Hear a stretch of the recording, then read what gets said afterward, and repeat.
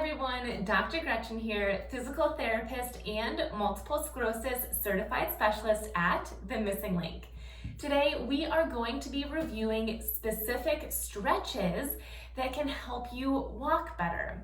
One reason that a lot of people can't walk well, as well as they'd hope, is because of weakness. However, flexibility also plays a big role.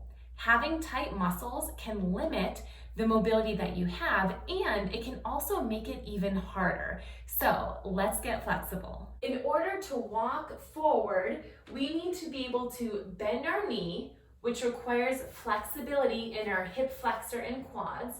We also need to be able to straighten our knee, which requires flexibility in the hamstring.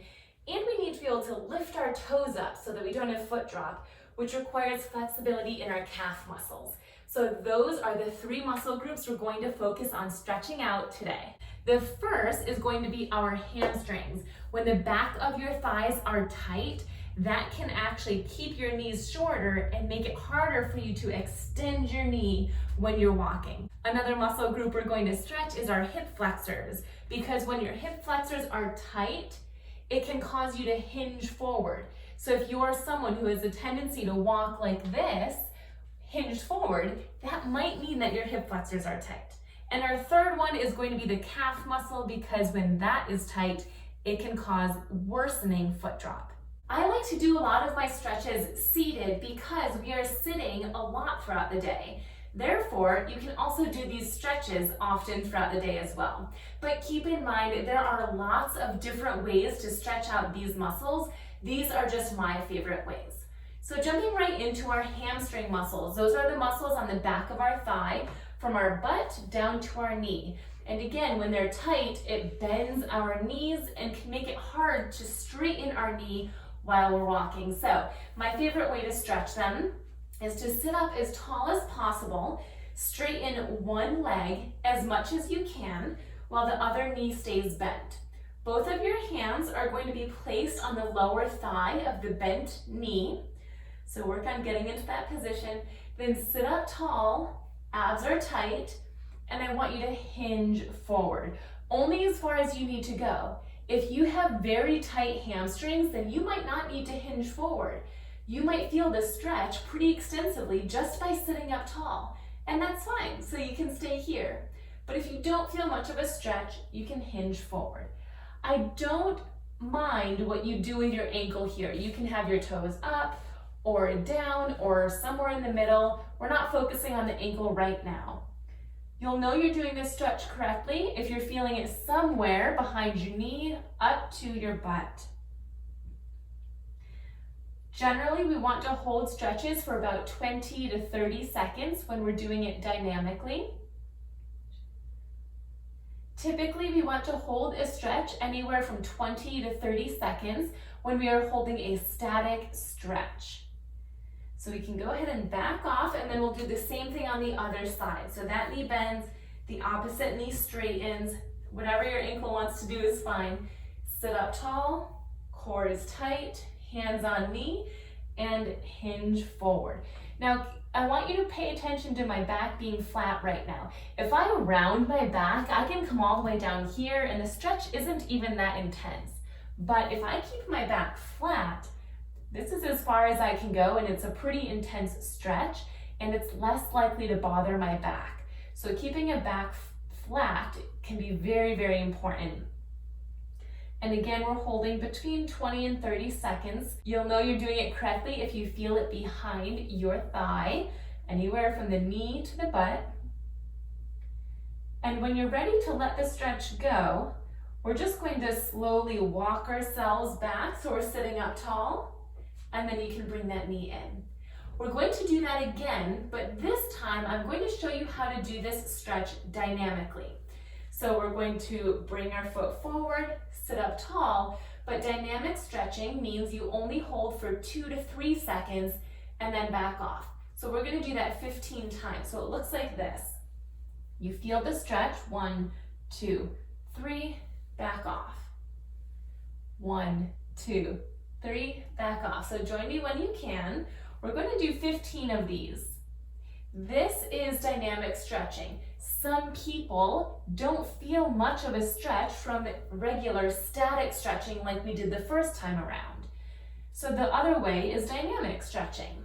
Some people don't notice a difference between either. They feel the same. If they feel the same to you, then you can pick which one you want to do moving forward.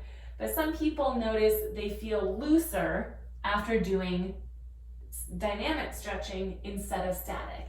There's no right or wrong. Research proves that both of them are just as helpful. So you can pick what you like best. This is 9. And up. And 10. 5 more. If you feel this stretch heavily just by sitting up tall, then this is what you do. You feel the stretch, then you back off of this stretch. So round, and that'll make the stretch go away. 11, round. 12, 13, 2 more, 14, and 15. All right, bring that leg back in. We'll do the other side. This knee is bent. Your other knee is as straight as you can get it, out in front of you. Whatever your ankle wants to do. Sit up tall. We're going to do this dynamic this time as well. So you're going to hinge forward or just sit up tall for 3 seconds. Then back off of the stretch and then back into it. We'll do this 15 times. 2, lean forward, 1, 2, 3, and back. Forward and back. And you still want to make sure that you're feeling it in the right area. You should still be feeling this behind your thigh. 1, 2, 3. Now sometimes what I will hear from my clients is they will actually feel this in their calf muscle instead of their hamstring. And that's okay. That just means that your calf muscle is tighter than your hamstring. So that's where you are going to feel it most. So we do have a general vicinity that we're hoping you'll feel this stretch in, but if you're feeling it elsewhere, it just means that that muscle is tighter and that needs to be released first. We have 5 more of these. Hold that stretch and release. Hold, release, keep your core muscles tight. Hold, release, 2 more. Hold, release, and last one, hold, and release. Good, so you should feel some flexibility or looseness now in your hamstrings. The next one we're going to do is for our hip flexors. As I mentioned earlier, when our hip flexors are tight, it has a tendency to pull us forward. So the way that we're going to do this in a seated position is best done if you do not have armrests.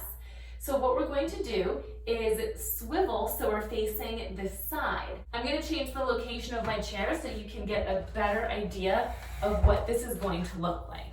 So we're sitting in our chair normally, we're going to swivel. So I'm going to turn this side. One knee comes over the edge, my hand holds on, so I'm staying sturdy, and this leg comes back. Now, from here, you may or may not already feel a stretch. If you do, great, you can just stay there. If you don't, what I want you to do is tighten your core muscles. Then you can either attempt to straighten as much as you can that back knee, and you should feel the stretch in the hip flexor. Or you can keep that knee bent, but tuck your hips under. And you'll notice it's not a big movement, but just by tucking under, you should feel the stretch here. So do what you gotta do, either straightening the knee or tucking or just getting into this position and hold. We'll do this first round static. So we're gonna hold for 20 to 30 seconds. Hopefully you joined me already. If not, go ahead and join in. So you want to make sure that you're doing this on a chair that will not move. It should definitely not have wheels, and it should be sturdy so that if you do feel like you tip over, you won't actually fall over. You'll have a sturdy surface keeping you there. Another thing to note, I'm only 5 foot 2 inches, meaning my heel does not touch the ground. That's okay, as long as your toes touch and you have a hand to keep you steady. Okay, now to come out of this stretch, back off. So if you were straightening your knee, bend it. If you were tucking, untuck. So it should lessen the stretch, and then we're gonna swivel around the other way. So go ahead and swivel, make sure you're holding on with your hand, and then you're going to do the same thing. So you can either tuck or try your best to extend that knee. I tucked before, so this side, just to demonstrate, I'll work on extending my knee. And once you're there, we'll hold for 20 to 30 seconds. So hold here, and this should feel similar as to the other side in that you'll feel it in the front part of your hip. As I mentioned earlier, if you have other muscles that are tighter, if your quad muscle is tighter, you might feel this in the front of your thigh instead of in your hip flexor. That's okay too. Fair game is anywhere from your hip all the way down to your knee on the front side. Just a few more seconds here. And when you're ready, bend that knee, or if you were tucking, untuck. So the stretch should be gone now, and we'll swivel back to the other side. So now we're going to do this dynamically, meaning we're just going to hold 2 or 3 seconds and then release. So I will do my tucking again on this side. So basically what that's going to look like is I'll tuck and then let go. I'll move my hand so you can see it a little bit better. Tuck and then let go. So essentially I'm feeling the stretch when I tuck, and the stretch lessens when I let go. So we'll do that 15 times. So if you're doing it with the tuck, follow me. If you're straightening your knee, it'll look like this. Straighten, bend. Straighten, bend. So you can choose what feels best for you. When you're ready, go ahead and do your first one and relax. Again, and relax. And relax. So you can go at your own speed, but either way, it's about 2 to 3 seconds that you're holding and then releasing. If right off the bat you know that you don't like doing this dynamically, well then you can just hold it statically like we did that first time. I just wanted to show you guys both options, and then you can pick which you like best. Again, neither is right or wrong. MS research shows that they are both effective. This is 8, 9, 10, 5 more, 11, 12, 13, 14, 1 more, 15, and down. So let this stretch go, you shouldn't feel much, and we're gonna swivel to the other side, and we'll do the other side dynamically. Now the reason we're doing 2 times for each of these stretches on each side is because research shows that you should do each stretch 2 to 4 times per side. So if you want more of a stretch, then when we're done here, you can go back and do another round or even 2 more rounds for each of these stretches. Okay, so for this one, I'm going to demonstrate the back leg being straight. So when you're ready, you can join me. So we'll feel the stretch, then back off. Feel the stretch and release. Stretch, release. So we're actually only holding about the 2-second mark, and release. And stretch, release, stretch, release. Again, you should be feeling this anywhere in the front of your hip or thigh. Stretch, release. Now, if you get clonus, meaning your thigh kind of bounces up and down, this may cause clonus because of the position of your ankle. So I would choose the tucking instead of the straightening of the knee. All right, we've got 5 more. Stretch, release, stretch,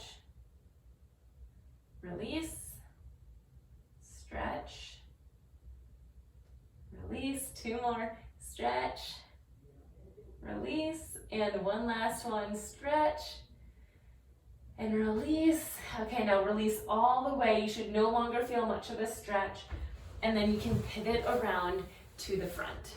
Our final stretch is going to be a calf stretch. So this is the back of our lower leg, and this is a very important muscle group to stretch because when the calf muscles are tight, it pulls our foot down. So if you have foot drop due to weakness in the front, this is just going to make it even worse. So we want to make sure those are nice and stretched. I have a few props with me right now. It is not necessary to use a prop. If you're close to a wall, then you can just make sure you're close enough where your heel is on the floor and the toes are on the wall. But if you do have a prop, we can use that to your advantage. So one prop that I like is a cane, where your leg will be out straight and you can use the edge of the cane to pull your foot up. Another prop that I like is this leg lifter that's firm on both ends. You can put your foot in there, then lift up, so your arm is doing the work. And then the last one that I like is just a bathrobe belt, or if you have a dog leash, you could use that, but you put it around your foot and then you pull up. So the goal with any of these is that you can keep your posture up nice and tall and your arms are doing the work. Because remember, you might have ankle weakness, so actually lifting your ankle using your muscle strength is probably going to be pretty challenging. So you want to have your knee out straight, just like this, as straight as you can get it, and the device that you're using to help is around the balls of your feet. From here, you're going to use your arms to pull your ankle up. So we'll do this 2 times each side. One time will be static, one will be dynamic. So for static holding, hold here. And you should feel this anywhere in the back of your lower leg, all the way from your knee, in the back of your knee, all the way down to your heel. Again, you will feel this wherever you are tightest. Just a little bit longer, then we'll switch sides. If you want to feel this more, you can arch your lower back. That automatically pulls on the whole back side of the leg. So that's a trick to get a more intense stretch. If it's too intense, then just round, and that will lessen the stretch. When you're ready, go ahead and let go of that stretch and bend that knee back. Then we'll do the same thing on the other side. I'm just going to keep using my bathrobe belt since that's what I have, but you can use anything. So you're going to grab on low, make sure you're sitting up tall, and pull up towards you. And we're just going to statically hold this for that 20 to 30 second mark.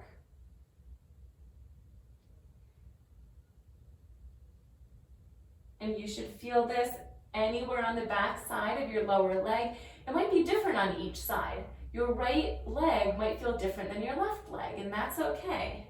There's no right or wrong here. Keep holding, and then when we're done with our 20 to 30 seconds, we'll back off and we'll do each side dynamically.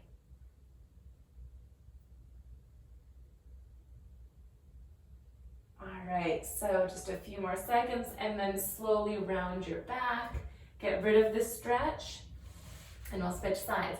The way we're going to do this dynamically is to still be in the same position, but make sure your ankle is relaxed, and you're going to use your arms to pull and then relax. So you're pulling it up, that's when you'll feel the stretch, and then let the arms go, and the stretch will lessen.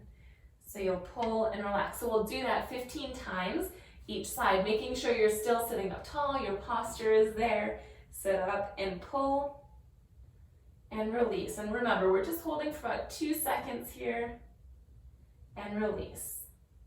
Pull, release, pull, release, pull, release. So your arms should be doing the work here. You should not feel like you are using your ankle muscles. They might want to kick in and help out, but try your best to be using your bicep muscles instead of the ankle muscles. We want to be stretching the ankle, not strengthening it. And release, pull, release, pull, release, pull, release. 4 more. Pull, let go, pull, release, pull, release, pull, release. Let's do 1 more. Pull and hold, and then let go. So you shouldn't feel the stretch. We'll go ahead and switch to the other side. Bring that leg back. Other foot goes out straight. and you're going to put this device, or if you're close to the wall, you're just switching your foot and the opposite toes go against the wall. And when you're ready, when you're in position, go ahead and follow me. Sit up tall, tighten your core, and pull with your arms, and release. Pull, release, pull, release, pull, release, pull, release. Now this might be challenging if you feel like your foot is dead weight, which some people will say, but you should still be able to lift with your arms as long as you're not using a resistance band. You'll notice that each of these props that I'm using are not stretchy. There's a reason for that. If you're using something that's stretchy, it's less likely to actually help lift your foot, and it's just going to provide assistance or resistance. So you want to make sure it's stiff, because if it's stiff, it can pull your foot up, which is what we want. Pull, hold, 2, 3, and release. Pull, 2, 3, release. 6 more. Pull, 2, 3, release. Pull, 2, 3, release. Pull, 2, 3, release. Pull and hold.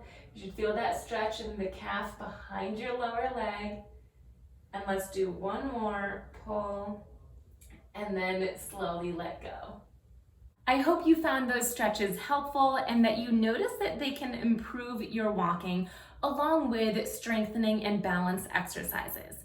If you are on the search for more exercises that are MS specific to help with your walking, and you're looking for that extra guidance and motivation, then consider checking out the MSing link, my online MS wellness program. But for now, I hope you enjoy these and I hope you can stick to them consistently.